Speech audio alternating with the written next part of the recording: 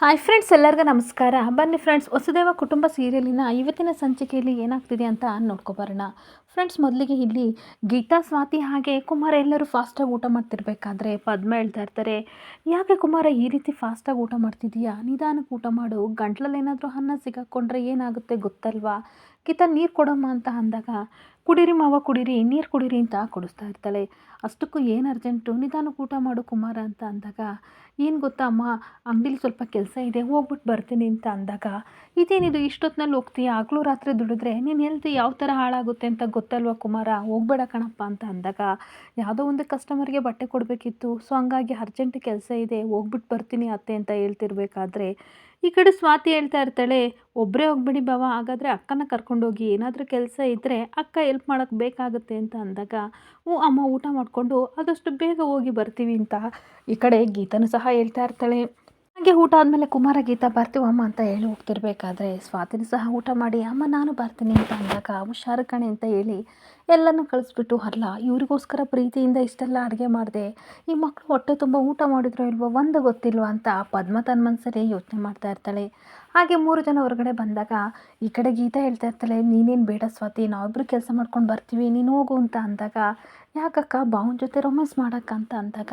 ಹ್ಞೂ ಹ್ಞೂ ರೊಮ್ಯಾನ್ಸ್ ಮಾಡೋಕ್ಕೆ ನೀನು ಬರಬೇಡ ಸ್ವಾತಿ ಅಂತ ಕುಮಾರ ಹೇಳ್ತಿರ್ಬೇಕಾದ್ರೆ, ಏನು ಮಾವ ಇಬ್ಬರು ಸೇರಿಸ್ಕೊಂಡು ರೇಗಿಸ್ತಾ ಇದ್ದೀರಾ, ನಾವು ಮಾಡೋಕ್ಕೆ ಬಂದಿರೋ ಕೆಲಸ ಏನು ಅಂತ ಮರ್ತೋಯ್ತಾ ಅಂತ ಅಂದಾಗ, ಬೇಜಾರು ಮಾಡ್ಕೋಬೇಡ ಅಕ್ಕ, ಹಾಗೆ ಸುಮ್ಮನೆ ತಮಾಷೆಗಂತೆ, ಸರಿ ಸರಿ ಬಾ, ಟೈಮ್ ಆಗುತ್ತೆ, ಅಮ್ಮನಿಗೆ ಗೊತ್ತಾಗ್ಲಿಲ್ಲಲ್ವಾ, ಬೇಗ ಹೋಗಿ ನಾವು ಕೆಲಸನ ಮಾಡ್ಕೊಬರೋಣ ಅಂತ 3 ಜನ ಹೋಗ್ತಾ ಇದ್ರೆ, ಇನ್ನೊಂದು ಕಡೆ ರಾಗಿಣಿ ಎಲ್ಲನೂ ಕೇಳಿಸ್ಕೊಬಿಟ್ಟು, ಈ 3 ಜನ ಇಷ್ಟೊತ್ತಿನಲ್ಲಿ ಏನು ಮಾಡೋಕ್ಕೆ ಹೋಗ್ತಾ ಇದ್ದಾರೆ, ಅದರಲ್ಲೂ ಪೇಂಟು ಬ್ರಷ್ ರೋಲರು ಎಲ್ಲ ಇಟ್ಕೊಂಡು ಹೋಗ್ತಿದ್ದಾರಲ್ಲ, ಅದೇನು ಮಾಡ್ತಿದ್ದಾರೆ ನೋಡಲೇಬೇಕು ಅಂತ ಅವ್ರನ್ನ ಫಾಲೋ ಮಾಡ್ಕೊಂಡು ಹೋಗ್ತಾ ಇರ್ತಾಳೆ. ಹಾಗೆ ಫಾಲೋ ಮಾಡ್ಕೊಂಡು ಬರ್ತಾ ಇರಬೇಕಾದ್ರೆ ಸ್ವಾತಿಗೆ ಇವಳೇ ಫಾಲೋ ಮಾಡ್ಕೊಂಡು ಬರ್ತಿರೋದು ಅಂತ ಗೊತ್ತಾಗಿ, ಅಕ್ಕ ಬಾವ ಒಂದು ನಿಮಿಷ, ನಮ್ಮನ್ನೊಬ್ಬರು ಫಾಲೋ ಮಾಡ್ಕೊಂಡು ಬರ್ತಾ ಇದ್ದಾರೆ, ಅದು ಬೇರೆ ಯಾರೂ ಅಲ್ಲ ಈ ರಾಗಿಣಿ ಅಂತ ಅಂದಾಗ, ಓ ಹೌದಾ, ಹಾಗಾದರೆ ಏನು ಮಾಡೋದು ಅಂತ ಅನ್ಬೇಕಾದ್ರೆ, ಒಂದು ನಿಮಿಷ ಇವಳಿಗೆ ಸರಿಯಾಗಿ ಬುದ್ಧಿ ಕಲಿಸ್ತೀನಿ ಅಂತ ಅಂದ್ಬಿಟ್ಟು 3 ಜನನು ಬನ್ನಿ ಅಂತ ಕಾರಿಂದೆ ಬಚ್ಚಿಟ್ಕೋತಾರೆ. ಬಚ್ಚಿಟ್ಕೊಬಿಟ್ಟು ಈ ಕಡೆ ದೆವ್ವದ ಥರ ಕುಹು ಕುಹು ಅಂತ ಕುಮಾರಕ್ಕೆ ಹೋಗ್ತಾ ಇರಬೇಕಾದ್ರೆ, ದೆವ್ವ ಸೌಂಡ್ ಕೇಳಿಸ್ಕೊಂಡು ಇವಳಂತೂ ಸಿಕ್ಕಾಪಟ್ಟೆ ಎದ್ರುಕೊಂಡು ಓಡೋಗ್ತಾ ಇರ್ತಾಳೆ. ಹಾಗೆ ಅವಳು ಓಡೋಗಿದ್ದನ್ನು ನೋಡಿ ಇವರೆಲ್ಲರೂ ಸಿಕ್ಕಾಪಟ್ಟೆ ನಗಾಡ್ಕೊಂಡು ಎಂಜಾಯ್ ಮಾಡ್ತಾ ಇರ್ತಾರೆ. ಅಂತೂ ಇಂತೂ ಆ ರಾಗಿಣಿ ಓಡೋದ್ಲು. ಅವಳೇನಾದರೂ ನೋಡಿದರೆ ವಂಶಿಯವ್ರಿಗೆಲ್ಲ ವಿಷಯನ ಹೇಳ್ಬಿಡ್ತಿದ್ಲು. ಬನ್ನಿ ಬಾವ, ಆದಷ್ಟು ಬೇಗ ನಮ್ಮ ಕೆಲಸನ ಮುಗಿಸ್ಬಿಟ್ಟು ಹೋಗೋಣ ಅಂತ ಎಲ್ಲರೂ ಬರ್ತಾ ಇರ್ತಾರೆ. ಹಾಗೆ ಸಿಕ್ಕಿದ ಕಡೆ ಎಲ್ಲ ಸಹ ವಂಶಿ ಫೋಟೋನ ಅಂಟಿಸ್ತಾ ಇರ್ತಾರೆ. ಅಂಟಿಸ್ಬೇಕಾದ್ರೆ ಯಾವ ರೀತಿ ಪೋಸ್ಟ್ ಮಾಡೋದು ನನಗಂತೂ ಗೊತ್ತಿಲ್ಲ, ದುಡ್ಡು ಕೊಟ್ಟಿದ್ರೆ ಕೆಲವು ಹುಡುಗರು ಈ ಕೆಲಸನ ಮಾಡಿಕೊಡ್ತಿದ್ರು ಅಲ್ವಾ ಬಾವ ಅಂತ ಸ್ವಾತಿ ಹೇಳ್ತಿರ್ಬೇಕಾದ್ರೆ, ನೀನು ಯಾಕೆ ತಲೆ ಕೆಡಿಸ್ಕೋತೀಯ, ನಿಮ್ಮ ಬಾವ ಇಲ್ವಾ, ಈ ಕುಮಾರ ಇರಬೇಕಾದ್ರೆ ನೀನು ತಲೆ ಕೆಡಿಸ್ಕೋಬೇಡ ಅಂತ ಅಂದ್ಬಿಟ್ಟು ನೀಟಾಗಿ ಪೋಸ್ಟರ್ ಹಾಕಿದ ತಕ್ಷಣ, ಏನಕ್ಕ ನಿನ್ನ ಗಂಡನಿಗೆಲ್ಲ ಕೆಲಸ ಬರುತ್ತೆ, ಬಾವ ಯಾವುದಕ್ಕೂ ಏನು ಕಮ್ಮಿ ಇಲ್ಲ ಅಂತ ಸ್ವಾತಿ ಹೇಳ್ತಿರ್ಬೇಕಾದ್ರೆ, ಹ್ಞೂ ಹೌದು, ಅಷ್ಟಕ್ಕೂ ಬಾವ ನಿಮಗೆಲ್ಲ ಇದು ಹೆಂಗೆ ಕಲ್ತ್ರಿ, ಇದೆಲ್ಲ ಯಾವಾಗ ಕಲ್ತ್ರಿ ಅಂತ ಅಂದಾಗ, ಕಾಲೇಜ್ ಡೇಸಲ್ಲಿ ಓದ್ತಾ ಇರಬೇಕಾದ್ರೆ ನನಗೆ ವಿರಾಟ್ ಕೊಹ್ಲಿ ಅಂತಂದರೆ ತುಂಬ ಇಷ್ಟ, ಮ್ಯಾಚಿಂಗ್ ಪೋಸ್ಟ್ ಎಲ್ಲನೂ ಸಹ ನಾನು ಈ ರೀತಿ ಪೋಸ್ಟ್ ಮಾಡ್ತಿದ್ದೆ ಅಂತ ಅಂದಾಗ, ಹೌದು ನಿಮ್ಮ ಬಾವ ವಿರಾಟ್ ಕೊಹ್ಲಿ ಥರ ಸಚಿನ್ ತೆಂಡೂಲ್ಕರ್ ಥರ ಕ್ರಿಕೆಟರ್ ಆಗಬೇಕಿತ್ತು, ಮಿಸ್ ಆಗಿ ಟೈಲರಿಂಗ್ ಶಾಪಲ್ಲೇ ಟೈಲರ್ ಆಗಿ ಉಳ್ಕೊಬಿಟ್ರು ಅಂತ ಗೀತಾ ರೇಗಿಸ್ತಾ ಇರಬೇಕಾದ್ರೆ, ಹೀಗೆ ನನ್ನ ರೇಗಿಸ್ಕೊಂಡು ಇಬ್ಬರು ನಿಂತ್ಕೋತಿರೋ ಅಥವಾ ಮುಂದಿನ ಕೆಲಸ ಮಾಡೋಣವಾ ಅಂತ ಕುಮಾರ ಹೇಳ್ತಿರ್ಬೇಕಾದ್ರೆ, ಸರಿ ಸರಿ ಬನ್ನಿ ಪೋಸ್ಟರ್ ಹಾಕೋಣ, ಈ ಪ್ಲೇಸಲ್ಲೇ ಜಾಸ್ತಿ ಹಾಕೋಣ ಅಂತ ಅನ್ಬೇಕಾದ್ರೆ ಸ್ವಾತಿ ಹೇಳ್ತಾ ಇರ್ತಾಳೆ, ಮಿಕ್ಕಿದ ಪೋಸ್ಟರ್ ಎಲ್ಲ ನಾನೇ ಹಾಕ್ತೀನಿ ಅಂತ ಅಂದ್ಬಿಟ್ಟು ವಂಶಿ ಫೋಟೋ ನೋಡ್ಕೊಂಡು ಹಾಗೆ ನಿಂತ್ಕೊಬಿಡ್ತಾಳೆ. ಹಾಗೆ ವಂಶಿಯವರೇ, ನಾಳೆ ಇಲ್ಲಿ ವಾಕ್ ಮಾಡ್ಕೊಂಡು ಬರ್ತಾ ಇರ್ತೀರಾ, ನಿಮ್ಮ ಫೋಟೋ ನೋಡಿ ನಿಮಗೆ ಎಷ್ಟು ಖುಷಿ ಆಗುತ್ತೆ ಅಲ್ವಾ, ಅದನ್ನು ನಾನು ನೋಡಬೇಕು, ಯಾವ ರೀತಿ ನೀವು ರಿಯಾಕ್ಟ್ ಮಾಡ್ತೀರೋ ಅದನ್ನು ನಾನು ನನ್ನ ಕಣ್ಣಾರೆ ನೋಡಬೇಕು, ಆ ದಿನಕ್ಕೋಸ್ಕರ ಕಾಯ್ತಾ ಇದ್ದೀನಿ, ನಾಳೆಗೋಸ್ಕರ ಕಾಯ್ತಿದ್ದೀನಿ ಅಂತ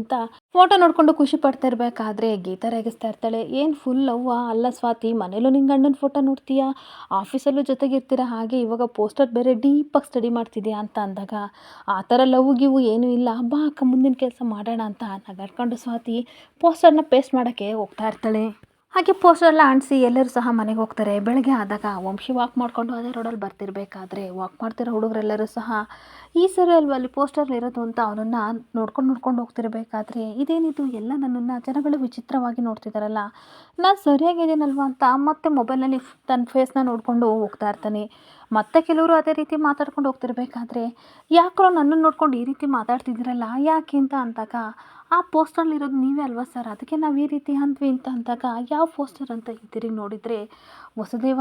ಚಾಟ್ಸ್ ಹಾಗೆ ಕುರುಕು ತಿಂಡಿಗಳು ಅಂತ ಬರೆದಿರೋ ಪೋಸ್ಟರ್ನ ನೋಡಿ ಅವನಿಗಂತೂ ಸಿಕ್ಕಾಬಟ್ಟೆ ಕೋಪ ಬರ್ತಾ ಇರುತ್ತೆ. ಆ ಪೋಸ್ಟರ್ನೆಲ್ಲ ಕಿತ್ತಾಕಿ ಮನೆಗೆ ಕೋಪದಿಂದ ಬರ್ತಾ ಇದ್ರೆ ಈ ಕಡೆ ಸ್ವಾತಿ ಮಾತ್ರ ಸಿಕ್ಕಾಬಟ್ಟೆ ಖುಷಿಯಿಂದ ವಂಶಿಗೋಸ್ಕರ ಕಾಯ್ತಾ ಇರ್ತಾಳೆ. ಹಾಗೆ ಭವಾನಿ ಅಜ್ಜಿ ಹೇಳ್ತಾ ಇರ್ತಾರೆ, ಅಲ್ಲ ಸ್ವಾತಿ ಇದೇನಿದು ಮನೇಲಿ ವಾಕ್ ಮಾಡ್ತಿದ್ದೀಯಲ್ಲ, ಅದ್ರ ಬದಲು ನಿನ್ನ ಗಂಡನ ಜೊತೆ ಹೋಗಿ ವಾಕ್ ಮಾಡ್ಬೋದಿತ್ತಲ್ವಾ ಅಂತ ಅಂದಾಗ ಏನು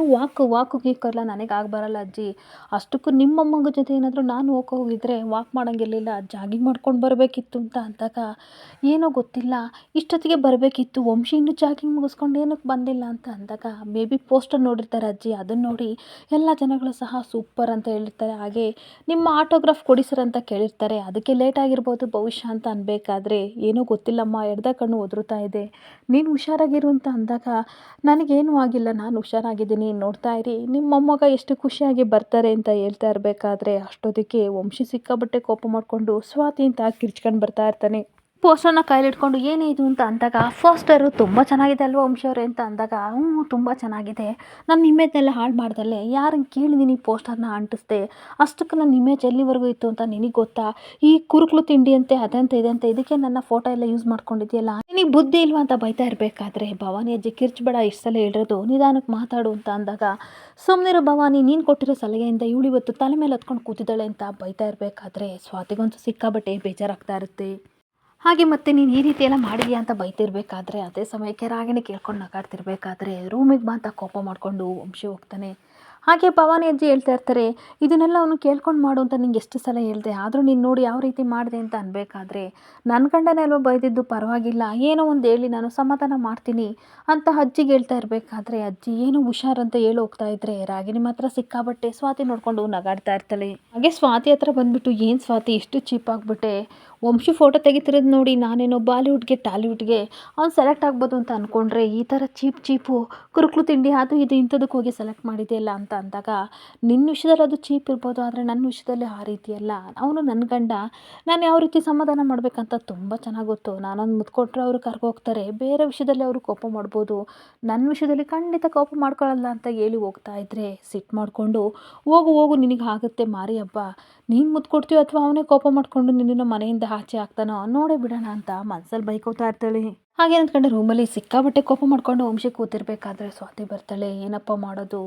ಸರ್ಪ್ರೈಸ್ ಕೊಟ್ಟಿದ್ದೀನಿ ಖುಷಿಯಾಗಿ ಇರ್ತಾರೆ ಅಂತ ನಾನು ಅಂದ್ಕೊಂಡ್ರೆ ಇವ್ರು ನೋಡಿದರೆ ಈ ರೀತಿ ಕೋಪ ಮಾಡ್ಕೊಂಡರೆ ಏನು ಮಾಡೋದು ಅಂತ ಅಂದಾಗ ವಂಶಿ ಕೋಪ ಮಾಡಿಕೊಂಡು ಬಾ ಒಳಗಡೆ ಅಂತ ಕರಿತಿರ್ಬೇಕಾದ್ರೆ ನೀವು ಬೈಯಲ್ಲ ಅಂದರೆ ಮಾತ್ರ ಬರ್ತೀನಿ ಅಂತ ಸ್ವಾತಿ ಹೇಳ್ತಿರ್ಬೇಕಾದ್ರೆ ಕೈ ಹಿಡ್ಕೊಂಡು ಒಳಗೆ ಕರ್ಕೊಬರ್ತಾನೆ. ಒಳಗಡೆ ಬಂದುಬಿಟ್ಟು ಆಗಲೇ ರೂಮ್ ಒಳಗಡೆ ಬಾ ಅಂತ ಕರೆದಿದ್ದಕ್ಕೆ ಇವಾಗ ಬರ್ತಿದೆಯಲ್ಲ, ಪೋಸ್ಟರ್ ಹಂಚೋಕ್ಕೂ ಮುಂಚೆ ನನ್ನ ಒಪಿನಿಯನ್ನ ಕೇಳಬೇಕನ್ನೋ ಕಾಮನ್ ಸೆನ್ಸ್ ನಿನಗಿಲ್ವಾ ಅಂತ ಬೈತಾ ಇರ್ತಾನೆ. ಹಾಗೆ ಸ್ವಾತಿ ಕೋಪ ಮಾಡಿಕೊಂಡು ಹೇಳ್ತಾ ಇರ್ತಾಳೆ, ತುಂಬ ಬೇಜಾರಿಂದಲೂ ಸಹ ಹೇಳ್ತಾ ಇರ್ತಾಳೆ, ಚಕ್ಲೆ ನಿಪ್ಪಟ್ಟು ಮಾರೋರು ನಾವು, ಅಂಥದ್ದಕ್ಕೆ ನಿಮ್ಮ ಪೋಸ್ಟರ್ನ ಹಾಕಿದ್ದೀನಿ ಅಂತ ನಿಮಗೆ ಬೇಜಾರು ತಾನೆ, ಏನೋ ಅಮ್ಮನ ಬಿಸ್ನೆಸ್ ಅಲ್ವಾ ಸ್ವಲ್ಪ ಇಂಪ್ರೂವ್ ಆಗಲಿ ಅಂತ ಹಾಕಿದೆ, ಇದು ಚಿಕ್ಕ ಬಿಸ್ನೆಸ್ ಅಲ್ವಾ ಅದಕ್ಕೆ ನಿಮಗೆ ಕೋಪನ ಅಂತ ಅನ್ಬೇಕಾದ್ರೆ ನನ್ನ ಪಾಯಿಂಟ್ ನಿನಗೆ ಅರ್ಥ ಆಗ್ತಿಲ್ವಾ ಅಂತ ಬೈತಾ ಇರ್ತಾನೆ. ನೋಡು ಯಾವಾಗಲೂ ಸಹ ನೀವು ಸೂಪರ್ ಹೀರೋ ಥರ ಇದ್ದೀರಾ ಅಂತ ಹೇಳ್ತಿದ್ರಲ್ಲ, ಆ ಮಾತನ್ನ ಇವಾಗ ಬಿಟ್ಬಿಡು ಆಯಿತಾ, ಇನ್ನೊಂದ್ಸಲ ನನ್ನನ್ನು ಆ ರೀತಿ ಅಂದರೆ ನಿನಗೆ ಕಲ್ತಾಂಡು ಎತ್ತಾಕ್ಬಿಡ್ತೀನಿ, ಅಲ್ಲ ನೀನು ನನ್ನ ಫೋಟೋನ ಪೋಸ್ಟರ್ಗೆ ಎಲ್ಲಿ ಬೇಕಾದರೂ ಹಾಕು ಅಥವಾ ಟಾಯ್ಲೆಟ್ ರೂಮಿಗಾರ ಹಾಕು, ನನ್ನ ಪಾಯಿಂಟ್ ಅದಲ್ಲ, ನನ್ನನ್ನು ಕೇಳ್ದಲೆ ಹೆಂಗೆ ನೀನು ಪೋಸ್ಟರ್ನ ಪೇಸ್ಟ್ ಮಾಡಿ ಬಂದೆ ಅಂತ ಅಂದಾಗ ಏನೋ ಸಲಿಗೆಯಿಂದ ಹಾಕಿದೆ ಅಂತ ಅನ್ಬೇಕಾದ್ರೆ ಏನು ಗಂಡನ ಸಲಿಗೆಯಿಂದ ಹಾಕ್ದ ಅಂತ ಅಂದಾಗ ಅಲ್ಲ ಫ್ರೆಂಡ್ ಥರ ಇದ್ವಲ್ಲ ಅದಕ್ಕೆ ನಾನು ಹಾಕಿದೆ ಅಂತ ಅನ್ಬೇಕಾದ್ರೆ ಏನು ಹಾಕ್ದೆ ನಿನ್ನ ಫೋಟೋನ ನಾನು ಈ ಥರ ಮಿಸ್ಯೂಸ್ ಮಾಡಿಕೊಂಡ್ರೆ ನಿನಗೆ ಕೋಪ ಬರಲ್ವಾ ಅಂತ ಕೇಳ್ತಾ ಇರ್ತೀನಿ. ಹಾಗೆ ನಾನೇನಾದರೂ ಇಂಥ ಕೆಲಸ ಮಾಡಿದರೆ 100 ಜನ್ಮಕ್ಕಾಗೋಷ್ಟು ನನ್ನನ್ನು ಮುಗಿತಾ ಇದ್ದೆ ಅಲ್ವಾ ಅಂತ ಬೈತಾ ಇರಬೇಕಾದ್ರೆ ಸಾರಿ ಅಂತ ಹೇಳ್ತಾ ಇರ್ತಾಳೆ. ಏನು ಸಾರಿ ಕೇಳಿದ ತಕ್ಷಣ ಎಲ್ಲ ಮುಗ್ದೋಗ್ಬಿಡುತ್ತಾ ಹಾಗೆ ಹೇಗೆ ಅಂತ ಬೈತಿರ್ಬೇಕಾದ್ರೆ ಸರಿ ಆಯಿತು ಬಿಡಿ, ನೆಕ್ಸ್ಟ್ ಟೈಮು ಪೋಸ್ಟರ್ ಮಾಡಬೇಕಾದ್ರೆ ಅಥವಾ ಅಂಟಿಸ್ಬೇಕಾದ್ರೆ ನಿಮ್ಮನ್ನು ಕೇಳಿ ನಾನು ಅಂಟಿಸ್ತೀನಿ ಅಂತ ಅಂದಾಗ ಅಯ್ಯೋ ನಿನ್ನ ಅಂತ ಬಾಯಿ ಬಂದಂಗೆ ಬೈತಾ ಇರ್ತಾನೆ. ಹಾಗೆ ಅನ್ನೋದು ಕಡೆ ರಾಗಿಣಿ ಮನೆಯವ್ರಿಗೆಲ್ಲರಿಗೂ ಕಾಫಿ ತೊಗೊಂಡು ಬರ್ತಿರ್ಬೇಕಾದ್ರೆ ನೀನು ಯಾಕಮ್ಮ ತರ್ತೀಯ ಮನೆ ಕೆಲಸದವ್ರಿಲ್ವಾ ಅಂತ ಅನ್ಬೇಕಾದ್ರೆ ಅಯ್ಯೋ ನಾನು ನಿಮ್ಮ ಸೇವೆ ಮಾಡಬೇಕಂತ ಡಿಸೈಡ್ ಮಾಡಿ ಕಾಫಿನ ತರ್ತಾಯಿದ್ದೀನಿ ಅಂತ ಅಂದಾಗ ತುಂಬ ಒಳ್ಳೆ ಕೆಲಸ ಮಾಡಿದೆ, ಈ ಮನೆಗೆ ಬಂದ ಮೇಲೆ ತುಂಬ ಕಲ್ತಿದ್ಯಾ, ನಿಜವಾಗ್ಲೂ ನನಗೆ ಖುಷಿ ಆಗ್ತಿದೆ, ಸ್ವಾತಿಯಿಂದ ಕಲಿತೆ ಅಲ್ವಾ ಅಂತ ಅಂದಾಗ ಸುಮ್ಮನೆ ಸೈಲೆಂಟಾಗಿ ನಿಂತಿರ್ಬೇಕಾದ್ರೆ ಯಾಕೆ ಬೇಜಾರಾಗಿದೆಯಾ, ಮನೆ ನೆನಪಾಗ್ತಿದೆಯಾ, ಅಪ್ಪ ಅಮ್ಮ ನೆನಪಾಗ್ತಿದ್ದಾರಾ ಅಂತ ತಾತ ಕೇಳ್ತಾ ಇರಬೇಕಾದ್ರೆ, ಹೆಣ್ಮಕ್ಳಿಗೆ ಸಹಜವಾಗಿ ತವ್ರ ಮನೆ ಅಪ್ಪ ಅಮ್ಮ ನೆನಪಾಗೋದು ಅಲ್ವಾ ತಾತ. ಆದರೆ ಪ್ರೀತಿ ಜಾಸ್ತಿ ತೋರಿಸಿರೋದ್ರಿಂದ ನನಗೆ ಆ ರೀತಿ ಎಲ್ಲ ನೆನಪಾಗ್ತಿಲ್ಲ. ಆದರೆ ಈ ಮನೆಯವ್ರಿಗೆ ಯಾರಿಗಾದ್ರೂ ಹರ್ಟ್ ಆದರೆ ನನಗೆ ತುಂಬ ಬೇಜಾರಾಗುತ್ತೆ ಅಂತ ಅಂದಾಗ,